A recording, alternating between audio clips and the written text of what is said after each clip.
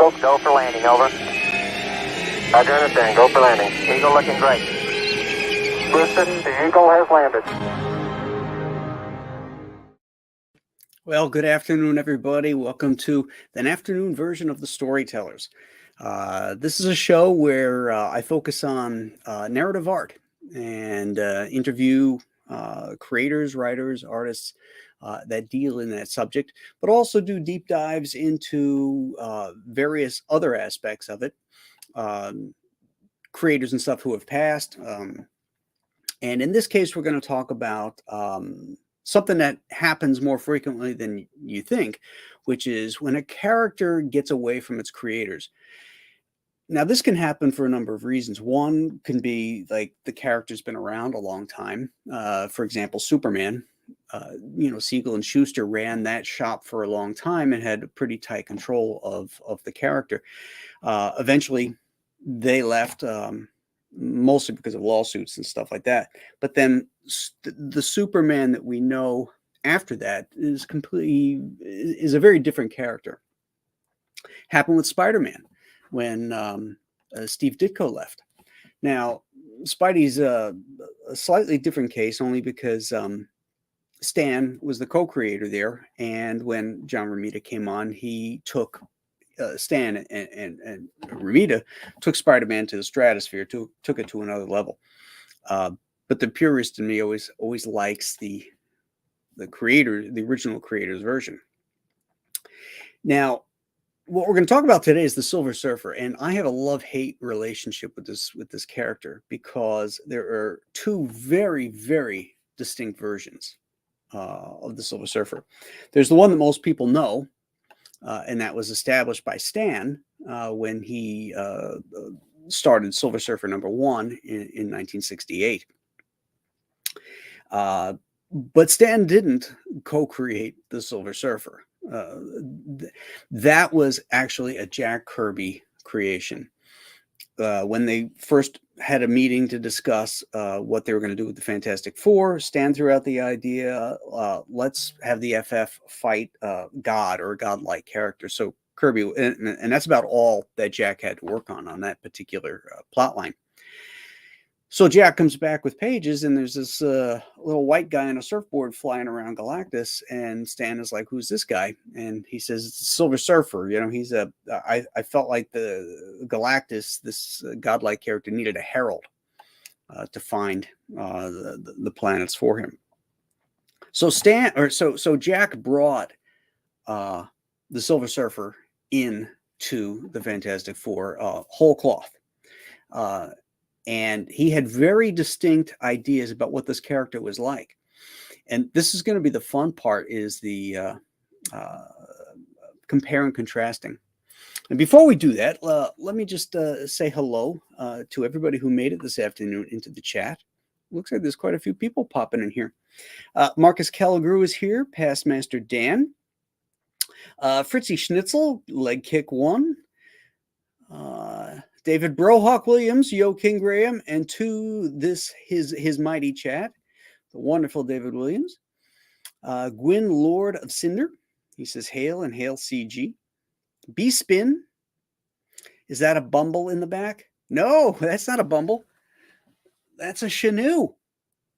That's a Chenoo. And you know how he eats hearts? Well, he's got a heart for you. One might say the Chenoo has a heart on. But I'm bumped. Those are being manufactured right now, and they'll be available on the Compass Comics website sometime in June. But we digress.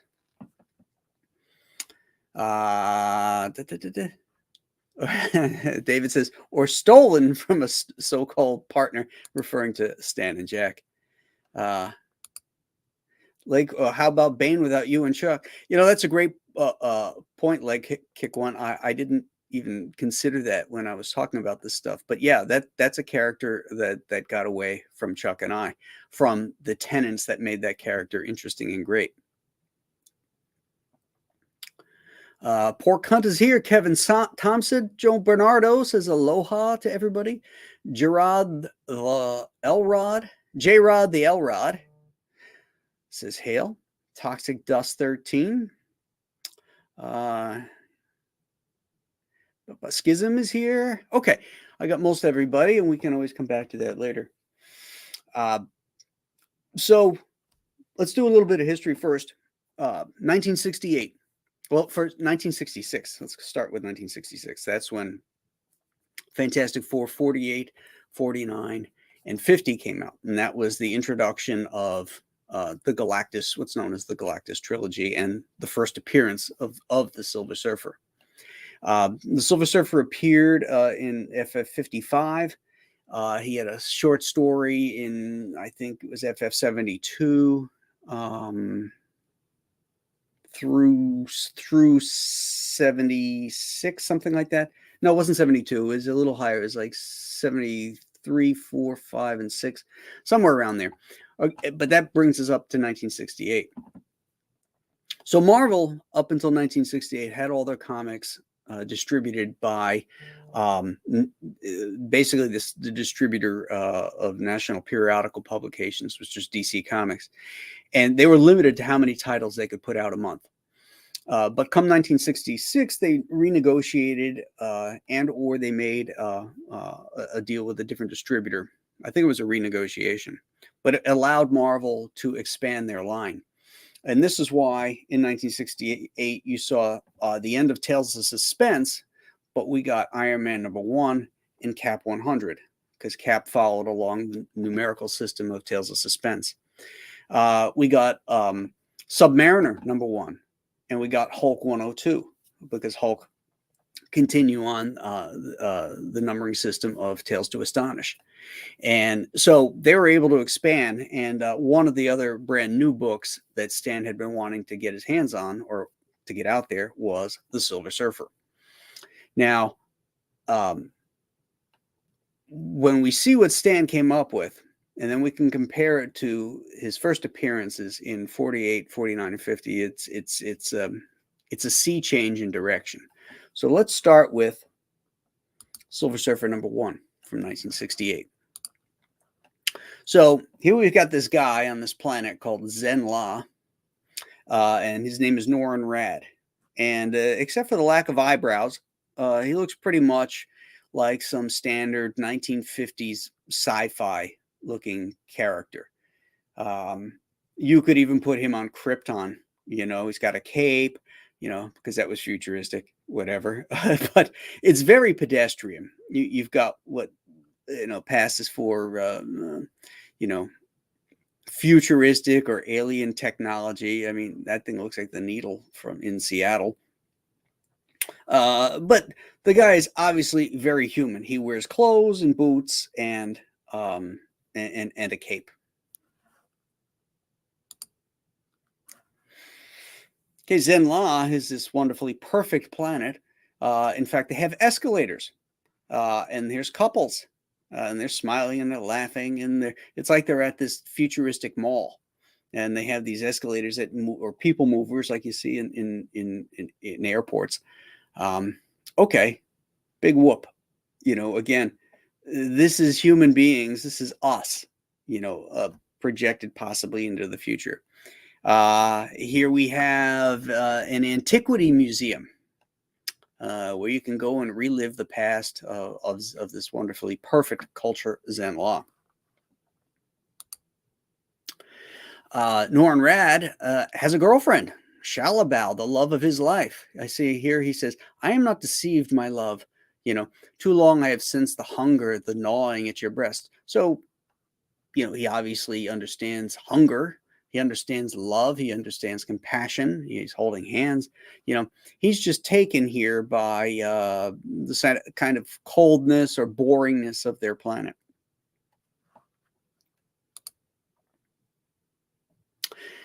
So their super scientists discover this spacecraft coming into orbit, and of course it's Galactus, and Galactus is going to destroy this wonderfully perfect Earth-like world called Zen-La and consume it. And Norrin Radd, who has always longed to go out into space and to be adventurous like his ancestors and all that kind of stuff, he decides he's going to appeal to Galactus and make a deal with him. If he spares Zen-La, he will serve him, and help him find the nourishment that he needs. So Galactus says, okay, you're on, kid. And he envelops him in this silvery substance that will protect him from the void of space, and grants him cosmic powers. Boring. Oh my gosh. And so what Stan wanted to do too with the Silver Surfer at this point was he wanted to make commentary, a social commentary on the world and on America and the world. Touch on our penchant for war and distrust and all that. And every person that the Silver Surfer comes in contact with practically is a complete asshole. You can't trust them. It doesn't matter if they're cops or military guys. He runs into a lot of dictators and all this stuff. And he whines and moans for 17 issues, which is why when I started reading some of these John Buscema issues, which by the way are gorgeous. I mean, the early ones that JB did are just some of the best work of his career. But unfortunately, he's saddled with these polemics and these really overly over the top, boring monologues. And John's always putting all the drama, the Michelangelo type of drama into the body language, and I just couldn't stand this book and what it stood for, and neither did anybody else, because it never achieved any decent sales. In fact, it really tanked, so much so that in one last gasp in issue 18, which was one of the first actual Silver Surfer comics of his own title that I read, issue 18 comes along and he brings Kirby in. And the Silver Surfer goes to the Hidden Land and meets one of my other least favorite Kirby creations, the Inhumans. And the Silver Surfer just beats the shit out of the Inhumans in this story. It's action, action, action. It's really, really great. And then it ends with this giant headshot of the Silver Surfer screaming, that he's the new Silver Surfer. He's going to seek vengeance, and he's not going to take shit from anybody anymore, and all that kind of stuff. And I'm like, yeah, I want that book. And it never happened. It died on the vine. And then Stan had an edict basically that nobody could write the Silver Surfer but him. So there was no Silver Surfer comics or of his own comic. He appeared in the Defenders, and people used him, but they again used that version of him. And so that's the Stan Lee version of the Silver Surfer. Now let's return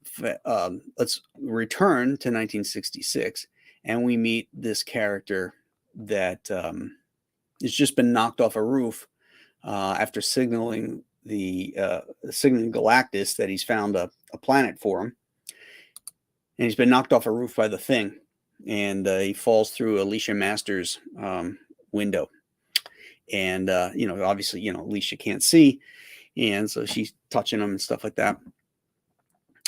He says, "Man, I am more than man. I'm the Silver Surfer. I am the Herald of Galactus."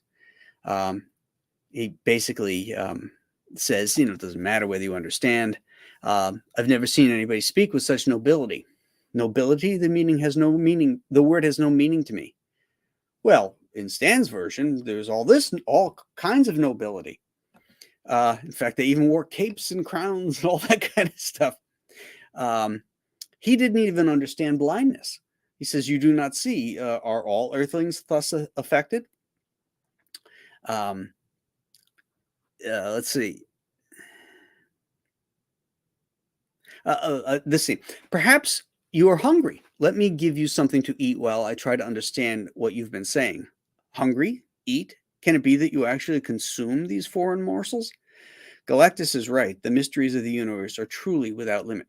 So this character doesn't even understand the basic need of eating to consume food. Why is that? is because the Silver Surfer is not a man that's been encased in some kind of bullshit. The Silver Surfer was a being of pure energy. And when he needed food, he would convert things to energy because physics says, energy can either be created or destroyed. So he would just reconvert that into the energy he needed. Your process, the process you term eating is far too wasteful. How much simpler it is to convert all these items into pure energy. For energy alone is power. In this manner, not a single gram shall be wasted. So that's the first key that you have, that this guy is not a human. He never was a human, and he doesn't even understand what humanity is. He doesn't understand emotions. It's because of Alicia stirring emotions and empathy, something that's completely foreign to him, that he steps in on our behalf to challenge Galactus. See, he doesn't think of it as killing. Destroy is merely a word. We simply change things. We change elements into energy, the energy which sustains Galactus. For it is only he that matters. And he says, never have I heard such words, sensed such courage, or known the strange feeling, this new emotion. There is a word some races use, a word I've never understood until now. At last I know beauty. So again, he had Shalabao in the other version, and obviously thought she was hot, but this version of the Silver Surfer doesn't even understand beauty. It's all the stuff is completely foreign to him, which was what makes him so interesting to me.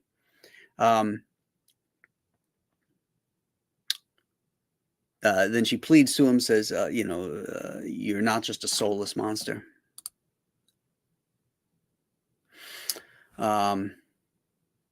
Each of them is entitled to life, to happiness. Each of them is human. Human? What can that word mean to me? And yet never have I beheld a species from such close range. Never have I ever felt this new sensation, this thing some call pity.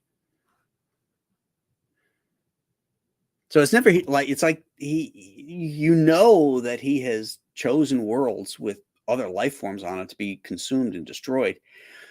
But this is that moment for him where he actually gets down in the trenches with the creatures whose energy will supply Galactus with his life-sustaining energy. The same way cows and meat supplies energy for us, but the Surfer, never thought of it in those terms before.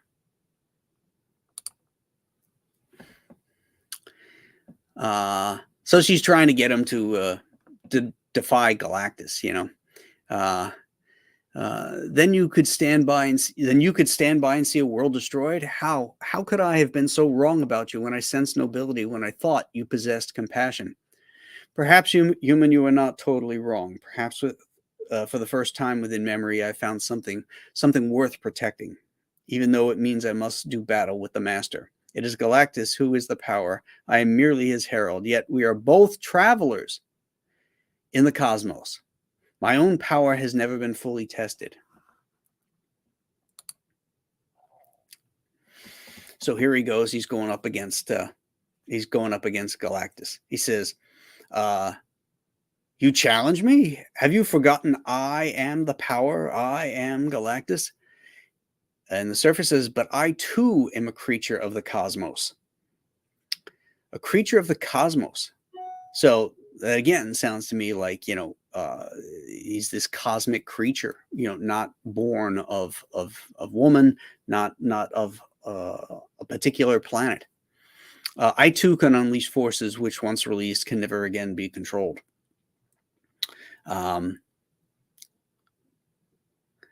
Let's see here.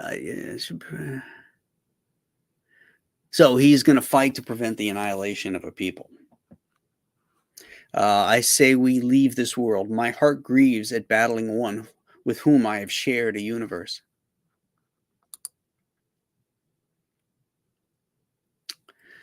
So this is 5 issues later. This is issue number 55. This is the second appearance in a story of the Silver Surfer, the fourth appearance in continuity. And so, he says here, what purpose did he hope to serve by striking me? I who am nourished by the energy of the infinite, So it's pretty clear that Jack had no intention of this guy being a human. And the fun part of this would have been the Silver Surfer's discovery of all of that. He had it stirred in him by Alicia Masters. And but now the storyline should have been him, learning more about the world, and not just, the nonsense and stuff, but learning about the kindness and the greatness of the people, and what it was that he gave up, because he did sacrifice himself, because at the end of the story, Galactus, zaps him and keeps him trapped on the planet. He can no longer go off into space and travel the cosmos. But in Stan's version, he's bemoaning it, oh, I got to get out of here. This world is crazy. It's insane. I gave up everything for this. It's like, dude, this guy saved the entire planet, and he regrets it, because in Stan's version, the world is just showing itself to be, terrible place for the Silver Surfer. He makes a few friends here and there, but it ain't what Jack had in mind. So there we go. That's the difference between these two characters, and that's what happens when a character kind of gets hijacked away from the creator's vision.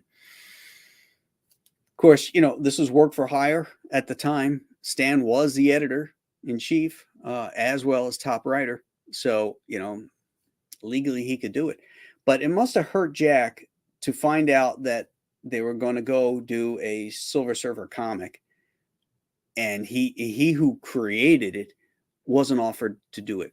That had to have hurt him, and I'm sure it had something to do with his eventual or adding to the disillusion that he had about working with Stan and at Marvel, and would eventually lead to his leaving and going to DC and creating his Fourth World stuff. So let's see. I got some folks here. A lot more people have joined in. Let's go back to where I was. Okay, here we go.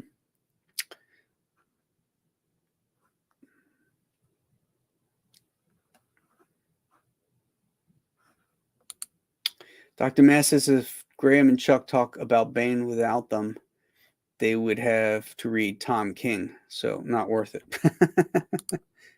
Yeah, that was a horrible version of Bane. That wasn't Bane. I'm just going to say that.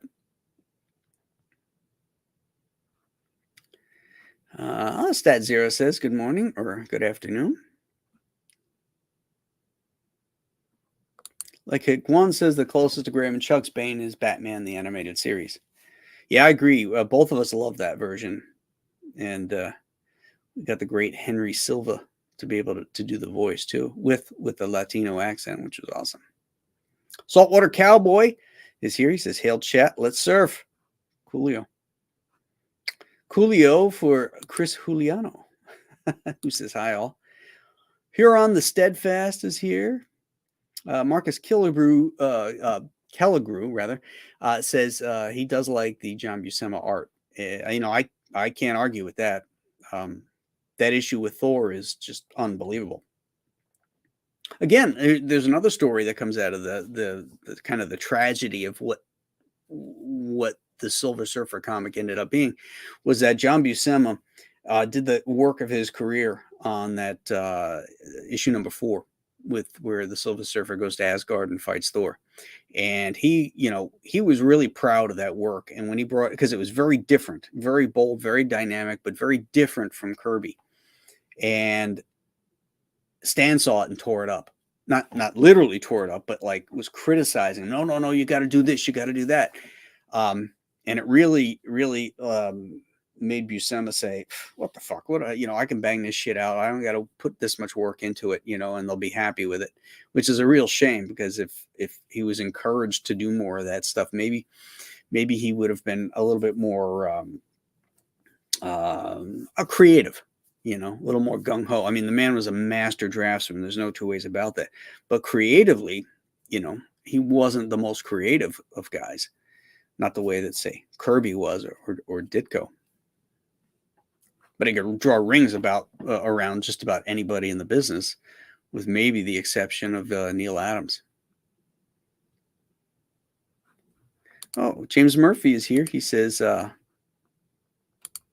he just wanted to say, I finished Joe Frankenstein Part 1, and it was great.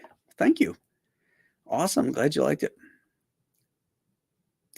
The Angry Gamer says his Joe hasn't been shipped. Can't wait to get it. Yeah, we're moving out about 50 to 75 packages a day, because it's just Julie. She's a one-woman show. She's over there right now packing up more.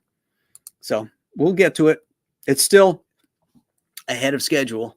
It wasn't supposed to start shipping until June. So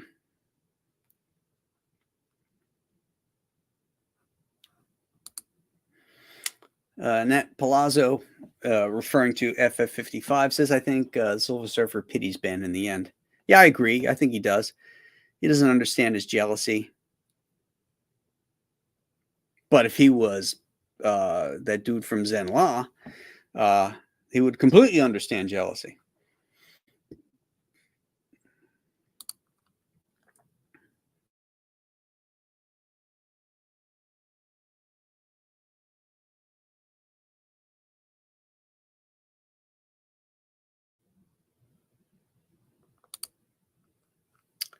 There we go. Do you recall Twilight Zone episode 7, The Lonely, with a robot Alicia given to a convict on a prison asteroid? Oh, yeah. Jack Warden was in that episode. Always wondered if that episode was Jack's inspiration. Well, so much of his inspiration did come from films, movies. If you ever watched The Amazing Colossal Man, even the way he drew the Bruce Banner gamma bomb explosion came right out of that movie. The clothes shearing off the guy, the screaming. Yeah, it came right out of that movie. There's no two ways about it. Sean Walker is here. This is a great discussion. The Zen Law version that came later is not as interesting as the original concept, where he was essentially a clean slate learning about humanity, that we are not just ants beneath Galactus' feet, but are creatures capable of love, passion, and compassion. This story from Fantastic Four 48 through 50 is arguably the greatest Fantastic Four story ever told. So it's one of my favorites. I know everybody loves 51, This Man, This Monster, and I like it fine, but there are stories that I like a lot better.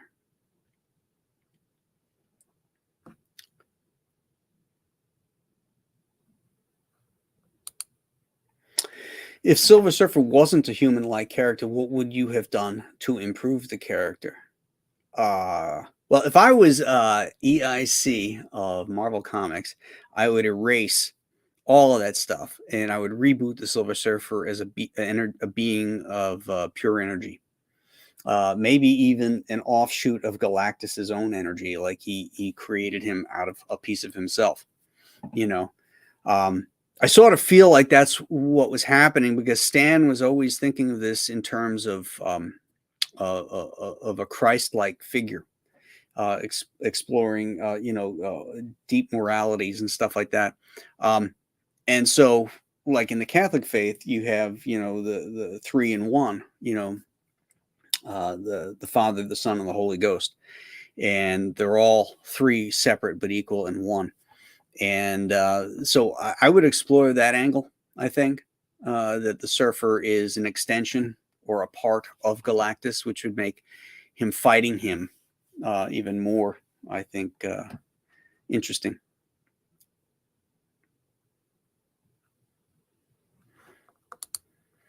Frank Fosco says, hi, Frank. John Carpenter's Starman is closer to Jack's version of the Surfer than what Stan came up with.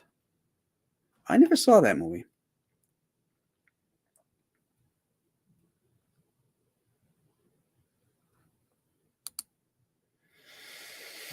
It's from what I remember, I think it's still the same Surfer. Actually, I think that book. I haven't read it in a long time. I think that book is sort of a standalone. It was sort of a gimme to give back to Jack. I think that was more something like that.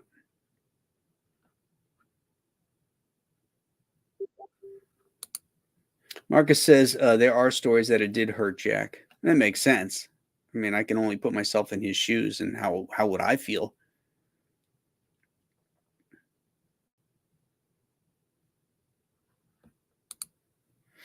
Michael Jones Jr. says, and Stan did the same thing just 18 months later with him, the him character, who became Adam Warlock. I liked when him fought Thor and released the what was it, the bloodlust or something, the battle blood, or it got Thor like a cat on catnip, fighting this guy. He was just totally lost his shit, and was trying to basically kill him. I thought that was kind of cool. Kevin Thompson likes the Silver Surfer versus the Hulk in Tales to Astonish 93 and 67.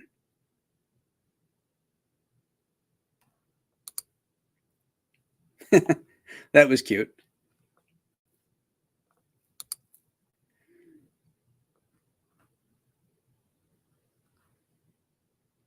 Richie Dupe is here. He says, hail Graham, hail Comicsgate, hail the chat, and bananas to all. Thank you for those bananas. Matt Palazzo was introduced to John Buscema in the 80s with the Avengers.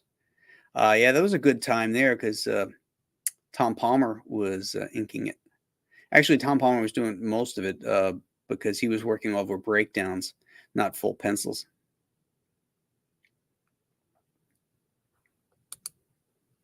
Trembling Color says, if only Stan Lee and Roy Thomas had the economy of words of you and Chuck.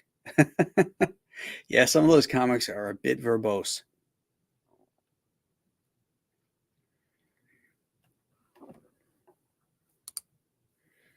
I am indeed, Neil. Thank you.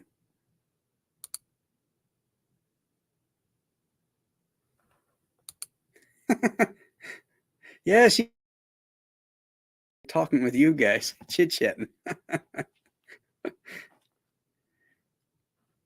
Hey, that's one of the advantages of being the boss. It's good to be the king.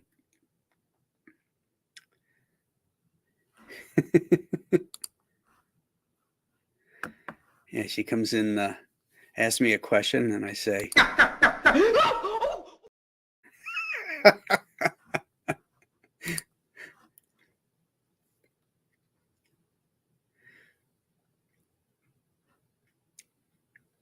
where was I?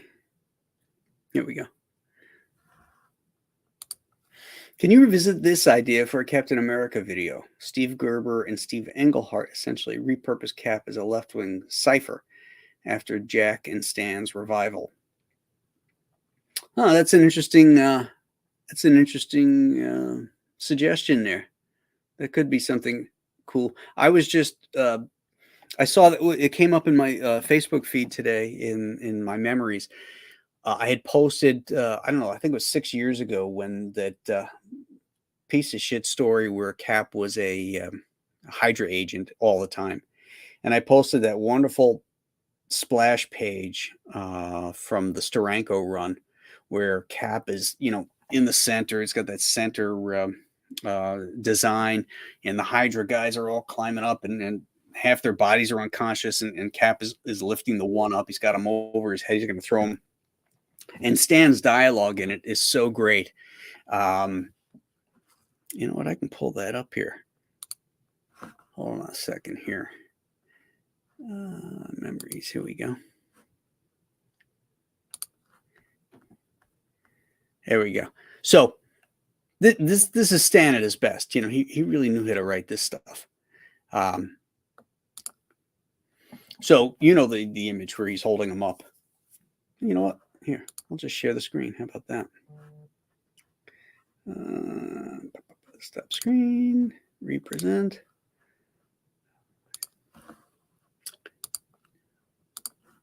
Here we go. So this is the one I'm talking about. And Stan writes, a man can be destroyed, a team or an army can be destroyed, but how do you destroy an ideal, a dream? How do you destroy a living symbol, or his indomitable will, his unquenchable spirit? Perhaps these are the thoughts which thunder within the murderous minds of those who have chosen the way of Hydra, of those who face the fighting fury of freedom's most fearless champion, the gallant red, white, and blue garbed figure who has been a towering source of inspiration to liberty lovers everywhere. How can the fearsome forces of evil ever hope to destroy the unconquerable Captain America? Now, that, my friends, is comics. This is the kind of stuff that inspires kids when they read that. You know, that's the kind of comics that we need to see with superheroes that we need to see again, where we're not afraid to say that they're great and they stand for something and they do great things. That's just amazing. One of the best.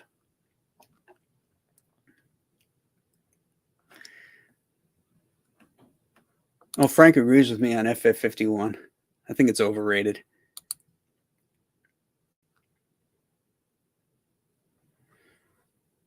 I'm not even going to try to pronounce your name, my friend. Have you seen the movie Powder?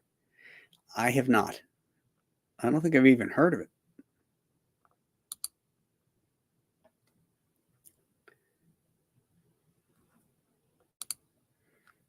Poor Cunt says, what did I think of Silver Surfer Parable? Never saw it.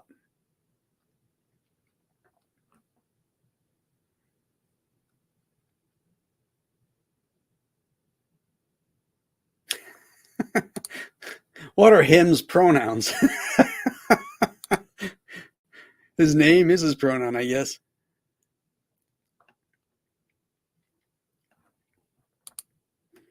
Aldion says, are there any plans for Joe Frankenstein Volume 3? Or does Volume 2 complete it? No, Volume 2 just gets it going.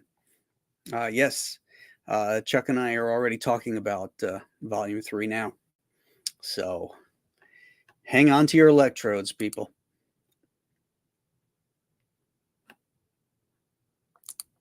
Green Laser says, be careful, Graham. The Chenoo is right behind me.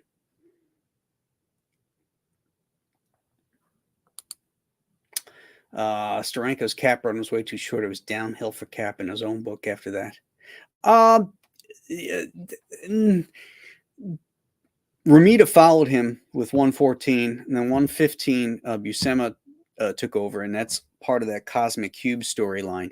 And I love that. 114 was the first Captain America comic I ever got, and it was the first time I had ever seen John Romita's artwork. And there's a splash or semi-splash in there where Cap is running, and I've talked about this before. There's an inset panel where Agent 13 is about to get killed by the walking stiletto, this robot thing. And just before she's about to get it, the shield comes flying in and smashes into the stiletto. And then she turns because she thinks Steve Rogers is dead, and she can't believe it that he's still alive. And then that big splash shot is Cap running towards us, his leg extended towards us in this wonderful foreshortening. And he's leaning over like this, and he's catching with a backhand the shield that's coming back at him, and he catches it. And he looks super, super cool doing it. And behind him is Rick Jones, is Bucky Barnes, and he's running behind him. They're running into action. Man, that page just blew my mind away as a kid. I must have tried to draw that 100 times.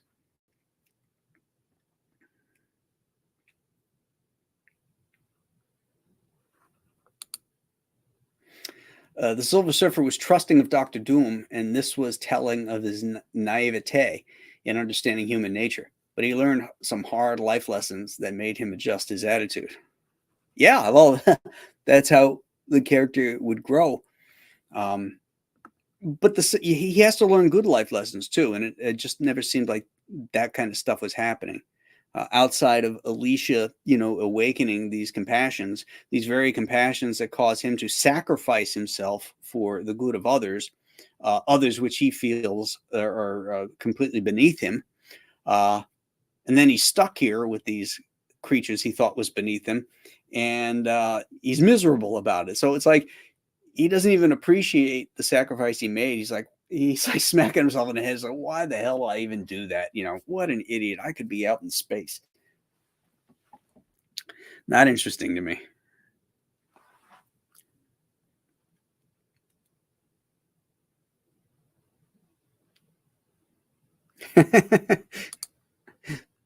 Doom stole the Surfer's power with a pair of jumper cables.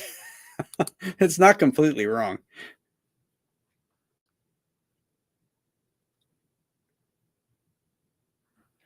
Oh, that's the that yes. I bought the floppies when they came out. And then of course they collected it into a trade, but I still have the original floppies for that. I did like that. I thought that was great. I mean, of course it's Mobius. Um, it's funny because as we had spoke about a little bit earlier here about how verbose Stan is or was in his dialogue. He's very, very subdued in that book. He was smart enough to let the power of Mobius's artwork carry the story.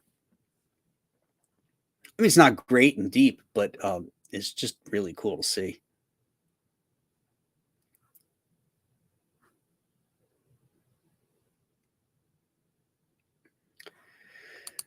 Chuck Lee says the comic that was the hardest to get as a kid was Incredible Hulk 340. It took me 3 years to get it in the late 80s. What's 340? I don't know what the significance of that number is.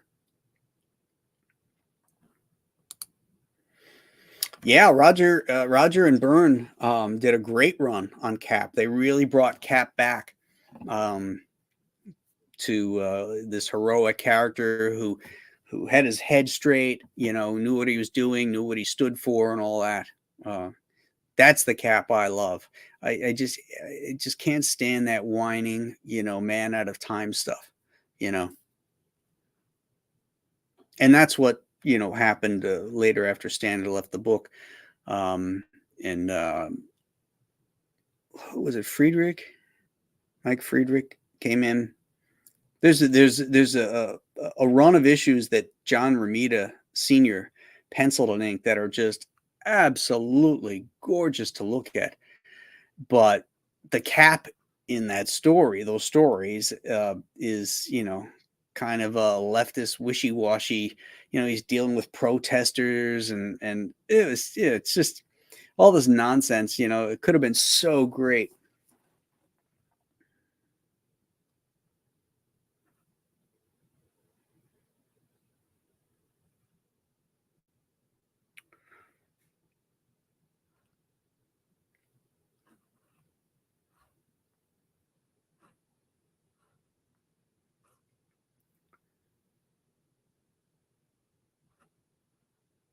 Uh, oh, okay.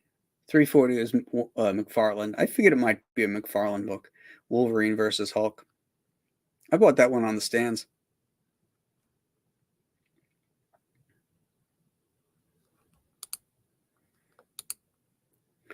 Well, I don't know that that's fair because it was Roger Stern that was writing it. So, but I'm sure the two of them, worked on it together.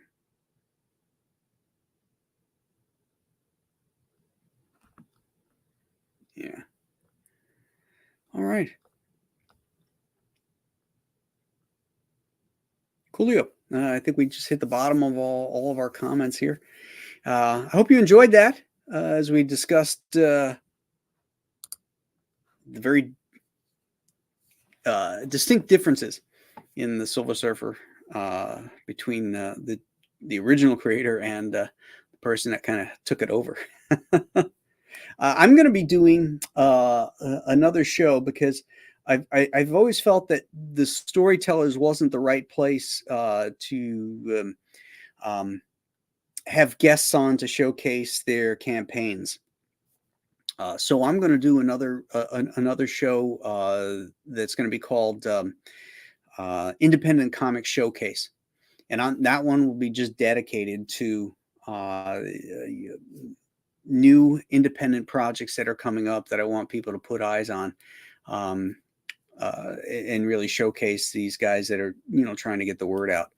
And I'll leave the Storytellers to its original premise of just dealing with stuff like this and doing interviews with the legendary writers, artists, and stuff like that. So look for that. That'll be coming up pretty soon. What